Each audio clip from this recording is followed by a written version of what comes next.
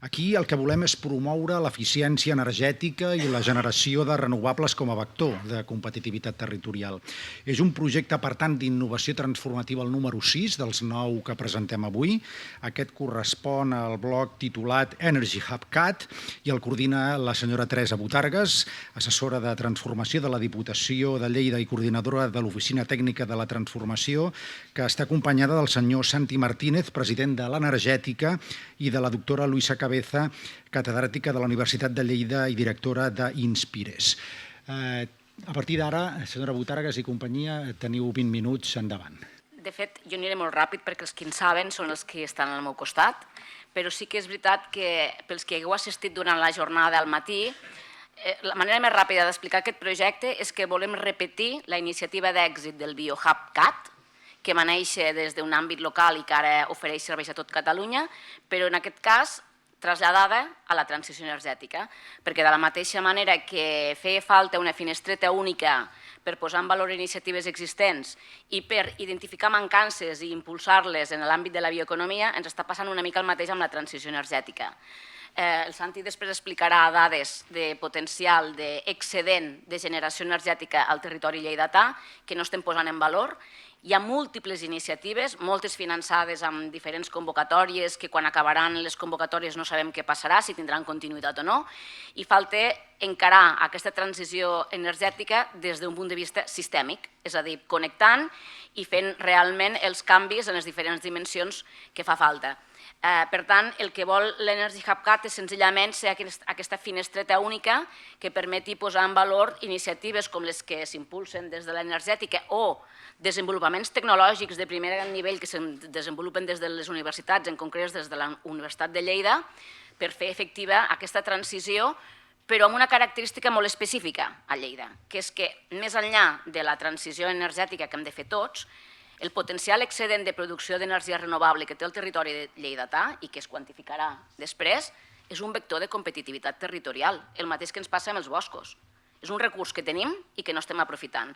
Per tant, jo, més enllà de presentar una mica la voluntat d'aquest projecte, li passaré la paraula de seguida a la professora, la doctora Luisa Cabeza, perquè de la mateixa manera que el Pol Guixé ha explicat molt bé l'oportunitat que hi ha entremig de la cadena de valor, és a dir, aquí hi ha un nínxol de desenvolupament tecnològic propi que podem fer créixer en el territori i la universitat, en aquest cas de Lleida, és una aliada de primer nivell en aquest sentit i volia preguntar-li això, és a dir, en aquest sentit el desenvolupament tecnològic associat a aquesta transició és també una font d'oportunitat en el territori, no?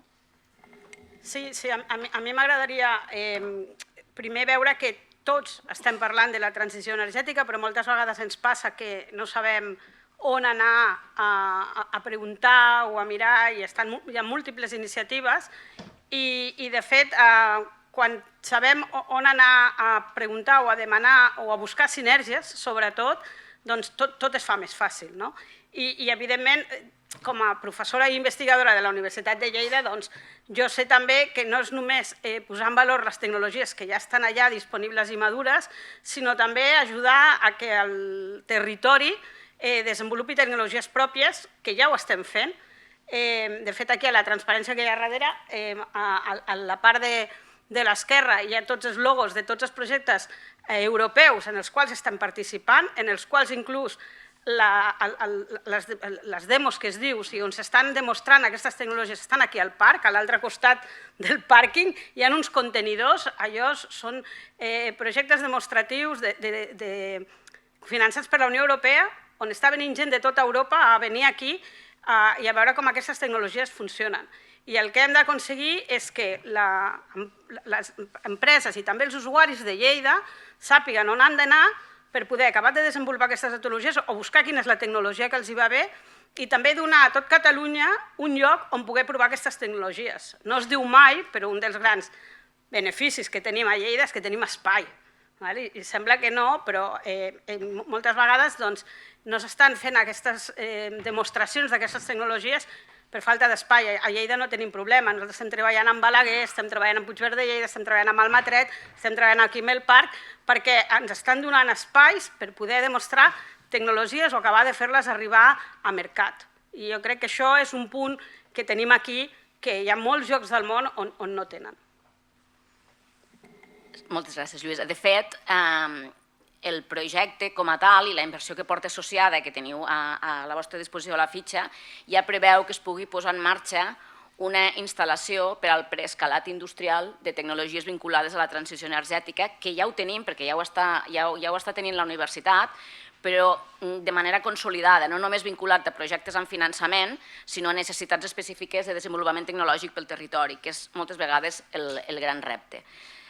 Per altra banda, tenim aquí el president de l'energètica, que tenim una empresa al país per a potenciar la transició energètica, que abans que fos president de l'energètica hi havíem treballat i ens va ajudar a calcular els balanços energètics que teniu en pantalla i que ens pot explicar millor que ningú quin és aquest potencial excedent i com es podria fer efectiu amb un model descentralitzat, distribuït i a petita escala.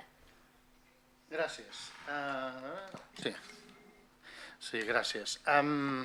La transició energètica, que no acaba de transicionar, mira que fa anys que en parlem amb l'empresa que vam donar, la Diputació ens va demanar un mapa de potencial renovable de les Terres de Lleida i llavors nosaltres teníem una empresa que vam fundar l'any 2019 i el nostre crit de guerra era mori el PowerPoint, perquè, hòstia, portem anys i m'anem explicant i mira, i el canvi climàtic i no sé què, però no passa res, no corre aquesta transició. Es veu que una transició de segon grau o una crisi climàtica, que una crisi de segon grau, perquè els crisis de veritat, una pandèmia, tots a casa 3 mesos a tot el món.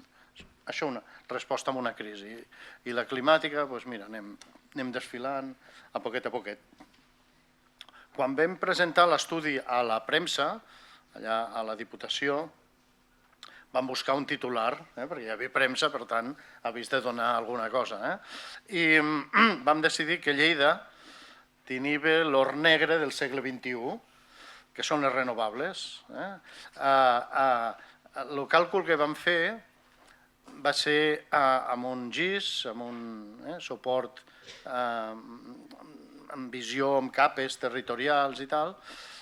D'allà podíem analitzar perfectament tots els condicionants que ens posa la Generalitat i els ajuntaments, plans urbanístics, temes de cultura, orografia, la gent d'agricultura, amb la qualitat agrològica del sòl, etc.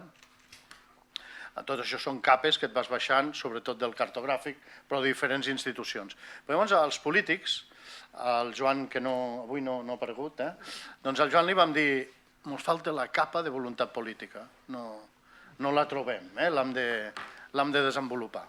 Per tant, vam quedar de fer-ho encara més restrictiu del que en realitat i vam dir, i a més, amb terrenys de menys de 10 hectàrees, per fer parcs de menys de 5 megawatts, per tant, el que el decret llei de foment de les renovables de la Generalitat ens diu, que estigui a tocar o a menys d'un quilòmetre d'una via principal per evitar tindre que fer moviments de terres perquè els camions hi arriben, i vam anar flagel·lant-nos, fent-ho més difícil que el que la normativa ens permet, però vam pensar que era el de menys impacte al territori.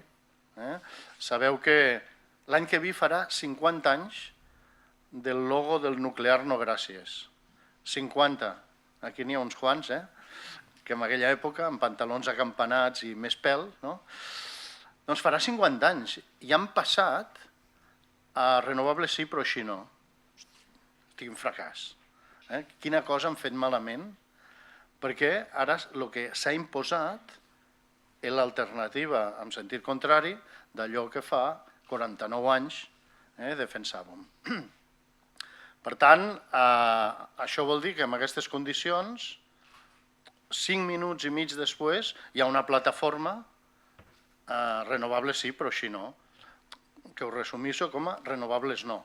Les paraules del mig són unes partícules que estan allà per guarnir la frase, renovables no. Per tant, estem en una situació que és socialment complexa. I llavors vam fer aquest estudi. Lleida, em sembla que vam estudiar les 547.000 parcel·les rústiques, tot anava bé fins que vam arribar a Trem, que vam tindre que doblar la potència de càlcul de la màquina, perquè el terme municipal de Trem és el més gran, i vam arribar a una conclusió que el que ens diu és que en aquestes condicions tan restrictives, Lleida, les comarques de Lleida, podien fer tot allò que havia de fer Catalunya sencera fins al 2030. Aquí tens l'escenari. Evidentment, no vam anar, però als propietaris de les parcel·les que era viable a preguntar si els hi venia bé. Però, com a mínim, la data grossa era satisfactòria. No estàvem en un lloc on ens faltés lloc. I avui hi ha hagut algú dels ponents que ha parlat d'aquells plàstics no sé què, PLAs, que clar, es cultiven a Catalunya. És a dir, no tota la terra de cultiu ens aporta sobirania alimentària. Vull dir que el pagès no és un ximple que va fent coses perquè s'havien fet... No, mira el rendiment de la teua hectàrea. I si ara el que dona diners és això, doncs es fa això. No està focalitzat amb la sobirania alimentària, es fa el que es pot per sobreviure. Per tant, a Terres de Lleida, les nostres comarques, per tant, amb restriccions, clar, al nord no hi pot anar eòlica perquè estem en parcs naturals, espais protegits, vull dir, ja es concentra molt, afortunadament, on hi ha més consum. Segrià. Per tant, està ben distribuït, però clar, ara ho hem d'activar. I recordo que en aquella sessió amb la premsa, Joan Talant va dir, la Diputació no pot pressionar o fer cap mena d'activitat, ni legislativa, ni res. Han fet aquest estudi i ara escolta cadascú que prengui les seves conclusions.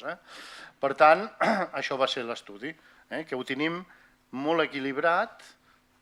Això em sembla que només és solar, perquè l'eòlica era a la frontera amb Barcelona, diguem, els llocs on es podia desenvolupar amb cert volum, tampoc era extraordinari. I, Punto, no sé si vols que puntualitzi alguna cosa més. No, només que amb xifres, que aquí no es veuen perquè són molt petites, però el balanç el que reflexa és que, tot i projectant uns consums a 2050, si posem en funcionament tot aquest potencial de generació, tenim un excedent de 12.000 gigawatts d'energies renovables que el territori pot utilitzar com a vector de competitivitat per atreure indústries intensives en l'ús d'energia, per a fomentar la comercialització d'aquesta energia a diferents actors que necessiten aquest tipus d'energia. El que passa que és la frase que es deia al dematí, de l'Estado emprendedor, però en aquest cas el territori emprenedor. És a dir, el projecte, tal com està plantejat, que porta associada aquesta inversió de 30 milions d'euros, és perquè, més enllà de posar en marxa un camp d'aprenentatge, un entorn per a fomentar el desenvolupament tecnològic i una sèrie d'inversions més, porta associat la implementació de, com a mínim, una instal·lació d'entre 5 i 10 megawatts a cada comarca, per començar, perquè es vegi que són compatibles i complementàries amb l'activitat de producció d'aliments o amb la preservació del paisatge. I en aquest sentit és molt interessant la col·laboració en l'energètica perquè bàsicament la vostra funció és potenciar la capacitat de generació i el que potser molta gent no sap és que l'energètica en principi neix per alimentar la pròpia Generalitat. Però després això ha canviat. La Generalitat, el principal consumidor de Catalunya, no són despatxos, són universitats, hospitals, Mossos d'Esquadra, centres d'atenció primària, i més, que fa que el principal consumidor. Per tant, si hi ha algú, i a més amb punts de generació i inversions a diferents departaments, a diferents conselleries. Doncs ara tot s'ha juntat, tots els actius són de l'energètica i tenim gent especialitzada en lluitar pel preu, de manera que cada euro que s'estalvia la Generalitat amb la factura elèctrica doncs va a d'altres interessos públics. Però a llarg termini accelerar la transició energètica, invertint tan fàcil, vull dir, coinvertint normalment en privats per tindre una generació i poder donar a la Generalitat un preu estable dels pròxims 25-30 anys, com a gran objectiu. Molt bé. Al final, el que és el mateix que comentàvem amb el vector de monetització dels boscos via crèdits climàtics. Al final, si hi ha una empresa pública que ajuda a traccionar aquest potencial de generació, perquè tal com ha dit el Santi, no totes les parcel·les que s'han identificat com a òptimes són públiques, evidentment, n'hi ha moltes de privades. I per tant aquí cal un treball de col·laboració público-privada i d'aquí la necessitat de fer aquesta finestreta única. Perquè a més, Lluïsa, una mica per a tancar, com a membre, que ho s'ha de posar en valor, com a membre del IPCC, a veure si ho dic bé, el panel intergovernamental del canvi climàtic, el que diu el Santi és així, no? És a dir, no estem posant-nos prou les piles i hi ha una oportunitat, en aquest cas a Lleida, que estem desaprofitant. Sí, malauradament és així, però jo també penso que precisament per això aquest projecte és tan interessant, no? Perquè si nosaltres només parlem d'espai de producció, altres territoris de Catalunya o d'arreu ens poden veure de dir, que ells produeixin i jo faig el que vull, no? No. O sigui, nosaltres tenim una capacitat de producció que hem de posar en valor i només el podem posar en valor també demostrant que tenim capacitat de generació de tecnologia i de generació de mitigació del canvi climàtic. I aquí a mi m'agradaria també posar en valor que tots els projectes que s'han presentat avui impacten en aquest punt. El dels boscos, el del PLA, els de les biorefineries, perquè estan parlant de biogàs. Per tant, al final, aquí sí que estem tancant el círcul, de dir, tot el que s'està fent va cap a la circularitat, utilitzar de residus i millora de la gestió energètica i de la generació energètica. I Lleida té aquest potencial. I som nosaltres, senyors, els que ens ho hem de creure. Perquè jo sempre dic, jo originàriament soc de Barcelona, que no ens ho creiem i ens ho hem de creure, perquè nosaltres tenim el potencial i la capacitat per fer-ho.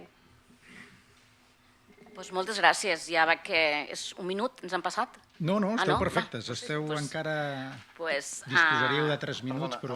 És que avui estem posant Lleida. Sí, on fire. Fa un mes, potser, hi va haver una sessió de PIMEC aquí a la Seu Vella. La Seu Vella sempre espectacular. Hi havia el Tacho Benet i va dir que no mos ha de fer vergonya ser lleidatans. Que no hi has d'anar a reunions internacionals allà. No, aquí s'estan fent... És que avui ha sigut extraordinari, no? Però veure tot el que s'està fent i el que deuen fer d'altres que no mos han explicat, no? Però vull dir, sobretot, aquell orgull s'hauria de tindre. I tant com sigui. Moltes gràcies als ponents.